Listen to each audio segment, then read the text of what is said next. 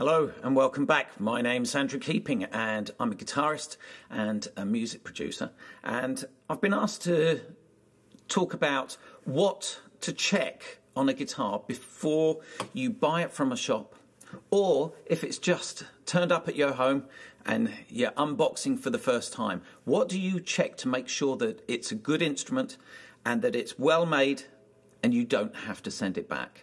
Because you're investing a lot of money in a musical instrument. You want it to be right. And you, in a shop as well, you don't want to feel pressured by the salesman to sell you that guitar and you get home and you play it and then there's a problem that develops, or there's already a problem in it. Because not every guitar that comes from factories are thoroughly checked.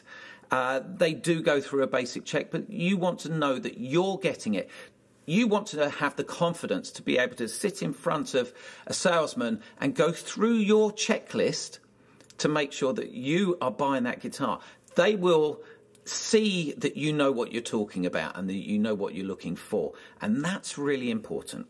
So let's start with the basics. Now, here I've got a classical guitar. It can equally apply to an acoustic guitar like this. So I'm going to show you with both of them what methods you're going to need to start with. First of all would be the obvious thing. Just look at the joins, the seams, where the guitar sections are met, where you'd have a neck would be attached to the body of the guitar. So check all along the seams. Make sure that it's a smooth, there's no gaps or movement between them. And the same along the table of the guitar here, at the seam with the fretboard here, where it comes into contact. Sometimes you get some really dodgy glue bits that are just a bit lumpy, and draw the attention to the salesperson if there is.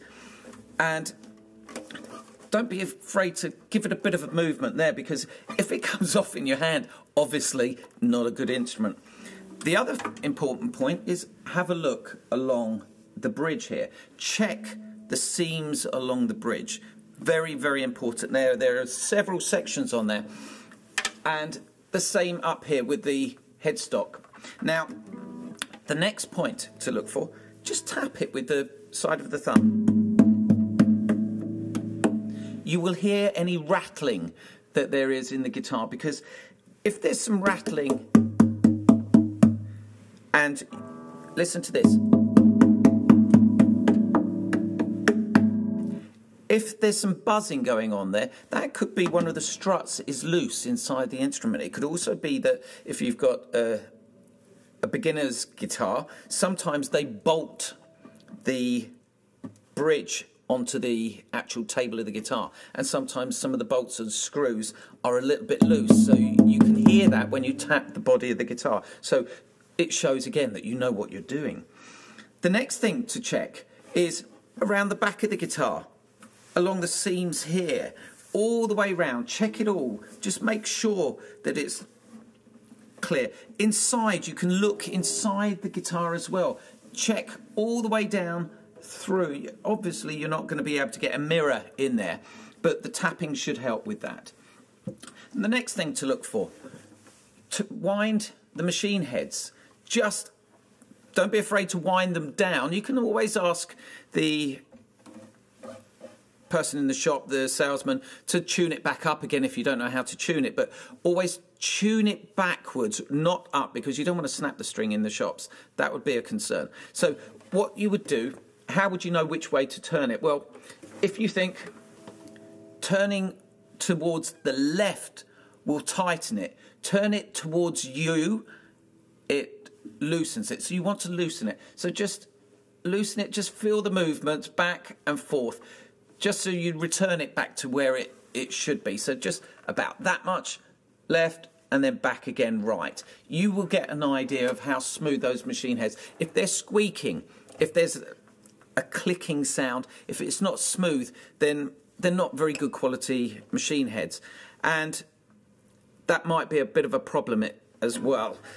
Next thing to check is the action of the guitar. What is the action of the guitar? The action is the height of the strings off the neck of the instrument. So on this guitar, I can see that there is clear air between every single fret and the guitar. If there isn't, if it's too close to this first fret, you will get what we call fret buzz. And this will be the sound of a fret buzz. You do not want to hear that anywhere on your guitar.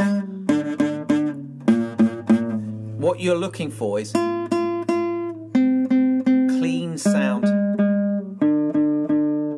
on every string. Don't be afraid to check every single string as well. Now, while I'm on that, each fret, these metal bars are called the frets. Each fret should be aligned perfectly. And the way to check that, keep the finger close to the metal bar, because that's the position that we're going to get the best possible sounds. If you're not close, you could get fret buzz. So get the finger close to the fret like that. You can see that. Close to the fret, and just play each fret up the guitar. Sometimes you get a raised fret, which will cause a problem. I've had quite a few students turn up with all excited with their new guitar, only to find higher up the guitar there's a fret that's a little bit higher raised, and as you play the fret before it, all you get is this buzzing sound. You can't get a clear sound because the fret is too high, and we've had to return it. So I would do this. Up and down the guitar. Same techniques apply to the acoustic guitar as well. So that way, we're checking that every single fret is in the right place. Up here, by the bridge as well, you will see whether the action is appropriate. Have a look at the strings as well.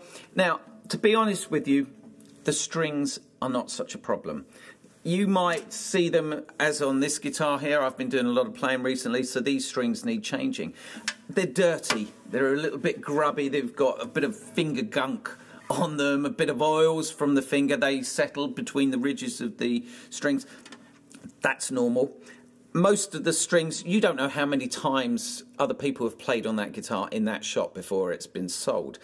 At the same time, you don't know how long it's been sitting in the factory with those strings on. So they're not going to put the best quality strings on for a start, because they're just selling the instrument.